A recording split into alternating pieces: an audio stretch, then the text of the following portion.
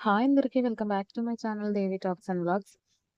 Last షార్ట్‌లో అయితే చెప్పాను కదండీ! మేమైతే వెన్స్‌డే ఊరు వెళ్ళామని చెప్పేసి. సో, ఊరు నుంచి వచ్చి రాగానే పెద్దమ్మ దగ్గర చార్జర్ అయితే మర్చిపోయాను. సో, చార్జర్‌తో పాటు పెద్దమ్మ బాక్స్ నిండా అయితే ఆవకాయ పచ్చడి అయితే పంపించింది. సో, ఈ పట్టీలొచ్చేసి పెళ్లి కూతురికి మా మేనత్త పెట్టిన పట్టీలండి. సో, ఆ రోజు మార్నింగ్ వచ్చేసి క్యారెట్ ఫ్రైతో అయితే భోంచేసాము.